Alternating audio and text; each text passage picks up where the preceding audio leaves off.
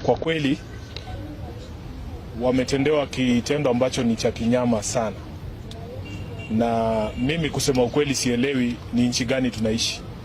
Kama kuna watu ambao wanaweza kufanya vitendo kama hivi kwa muda huo wote, muda ambao unamchukua mtu kumchinja binadamu mwenzake kama kuku, alafu kisha amwandame mtoto wake, amwandame mwingine wa familia yake na muangamize kwa njia hiyo hiyo, wakati huu wote tunasema tuko na vitengo vya polisi na usalama. Sidhani kama kuna mtu yote katika taifa hili letu la Kenya ambaye anaweza kujivunia kuishi katika mandhari kama haya. Mtajua kwamba mwezi huu tu tumekuwa na vitendo kama hivi na matukio kama haya mengi sana. Hussein, unajua kuna yule dereva wa taksi kutoka Mombasa, na yeye alichukuliwa kwa njia ambayo haieleweki, mwili wake ukapatikana amewawa kule Nakuru. Kuna mdada mmoja mdogo sana amewawa na yeye, mtoto wa MCA kule Thika, amenyongewa kwenye nyumba. Ndugu yetu mmoja ambaye anafanya kama HR katika kampuni moja, shirika moja hapa Kenya, na yeye amepatikana leo, mwili wake umetupwa kule sehemu za Nyanza, amewawa kikatili.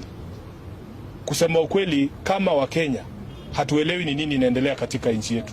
Kama kweli kuna usalama na vitengo vya usalama Kenya hii, hao watu wote kweli hawana uwajibikaji. Haiwezekani jambo kama hili lifanyike. Wewe fikiria operesheni ya kuwachukua watu watatu, uwaue, utupe mili yao katika sehemu tofauti, bila ati polisi yoyote kuona, bila ati mtu yoyote mwingine kuona. Wanafanyia hivi vitendo vya kiunyama, wanavifanyia wapi ambapo hakuna watu ambao wanaweza kuona ama kushuhudia?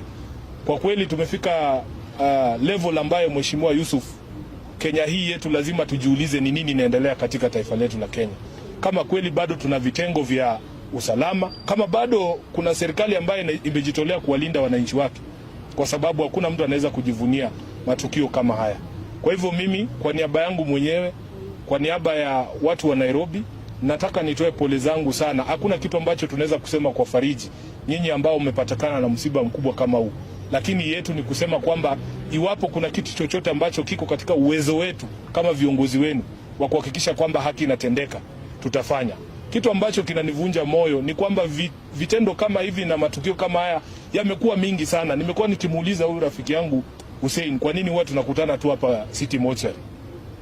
Kwa sababu familia nyingi bado zinalia, familia nyingi zinaomboleza, watu wao wameuawa, wengine wamechukuliwa na watu ambao hawajulikani, na mpaka sasa hawajulikani mahali wako.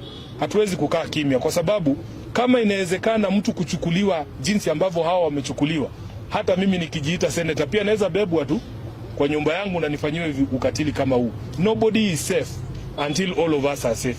So mimi nataka niseme pole na niwahakikishie Mheshimiwa Yusuf, wewe unanijua ya kwamba tunaweza kutoa matamshi hapa ya kuhakikisha kwamba kama kuna chochote ambacho tunaweza kufanya kadri ya uwezo wetu kama viongozi wenu hapa Nairobi, kuhakikisha kwamba kwanza tunapata haki kwa haya watatu, na kwamba haya matukio yanaisha, na tunaweza kuhakikishia wananchi wetu kwamba wanaweza kuishi kwa usalama. Kwa hiyo mengi nasema poleni sana, na Mungu aweze kuwarehemu hawa ambao wametuacha.